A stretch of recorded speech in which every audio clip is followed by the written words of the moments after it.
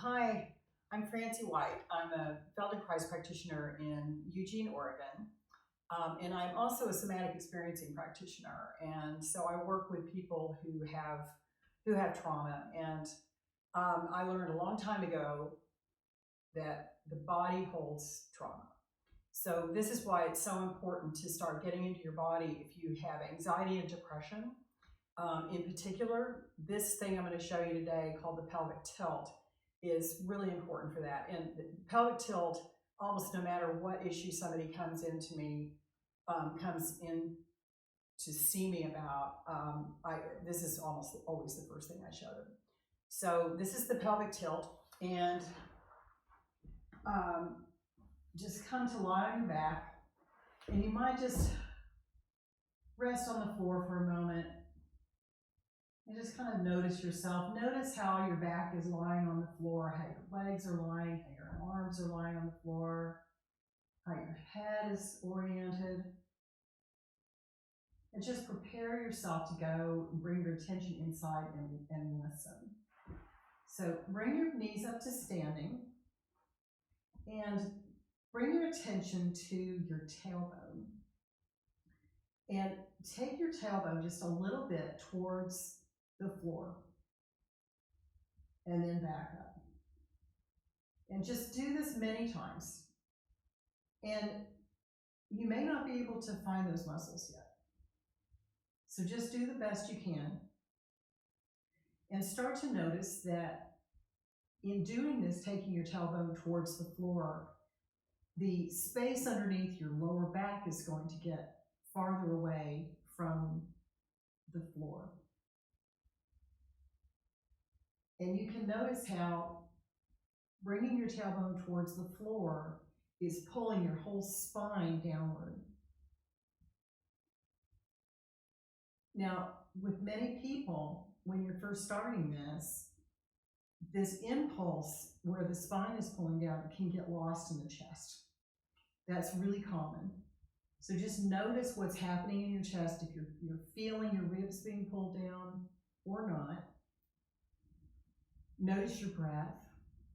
So when you're taking your tailbone towards the floor, that's a good time to inhale because you're giving yourself more space.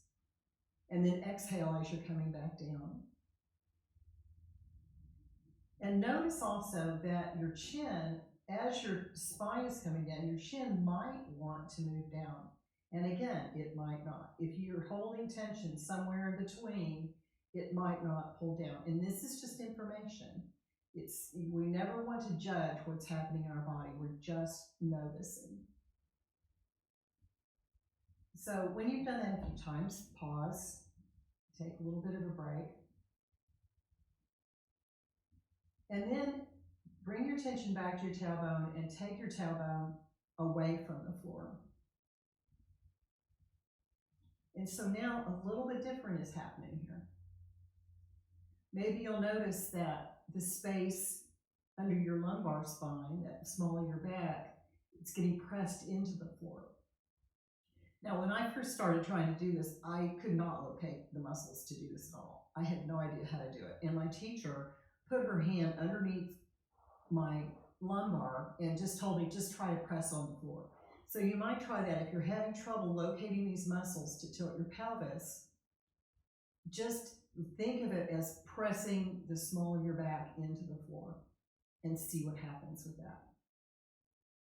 So we're taking the tailbone away from the floor if we can. It's pressing the lower back into the floor. Exhale as you're doing this. So you exhale when your tailbone is coming up and inhale when you let it go. So we're not taking it down towards the floor at this point. We're just letting it go and coming back to neutral.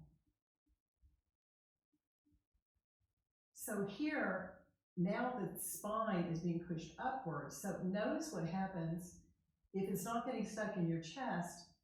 It might be that your chin is going to move. So your head really wants to be connected to the pelvis through the spine. And that's what we're kind of looking for. No matter what issues you have, when you have a stuck pelvis, it's going to affect your shoulders, your knees, your feet, your jaw, everything. And so that's why this is one of the most important lessons that you can do, and it's really simple. So just notice how this is going through your body or not, just noticing, never judging. And now alternate. So you're taking it to the floor and away from the floor. Inhaling as you take it towards the floor, exhaling as you take it away. And this is called the pelvic tilt. And this is really good for anxiety and depression also. When you can get your pelvis moving, that really helps the nervous system understand that it's safe, that it can move. And so often, trauma and overwhelming experiences tell us not to move. So this is the beginning of a message to the nervous system that you can move. So just do this a few times and see what starts to happen. If maybe you're stuck in the chest and you're just noticing, and maybe you could even take your chin down, even if you don't have a tendency, if the impulse isn't there for your chin to come down, go ahead and just bring your chin down. Kind of prime the pump and see if it can start opening up that channel between the pelvis and the head.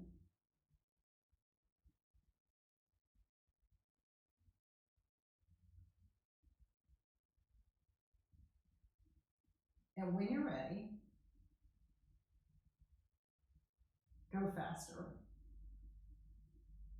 And sometimes if you do this smaller and faster, it allows some of these muscles that are holding you back to not have a chance to grab yet. And you can kind of shake out some of those muscles that are contracting, that are stopping the impulse from going to the head. So just do it fast and slow, fast and small.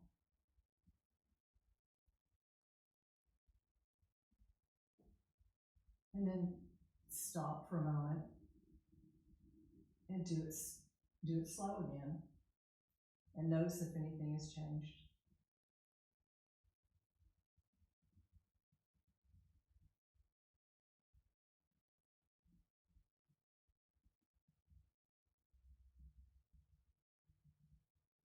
And there you go. Lower your legs, rest for a moment. Notice if anything has changed back here in your contact with the floor. When we relax, the muscles will feel closer to the floor, and so you might be able to feel more of your back and more of your pelvis and legs on the floor than you did before. And that is the pelvic tilt, and it is good for everything. Even if you don't think you have a problem, pelvic tilt. So be sure to subscribe to my YouTube channel, and my website is integratedselfeugene.com, and I'm going to be doing some more of these type of videos. I'm going to build up to pelvic circles and then have some variations on that, because pelvic circles, when we get the pelvis moving in every possible way that it can, it feels empowering. And so it's just good for anxiety, for depression. If you have shoulder pain, if you have foot pain, there's a story about a trainer who had a client with plantar fasciitis, and he gave her the pelvic circles and she never came back. So anyway, thank you for watching, and stay tuned for more. Hope you have a great day.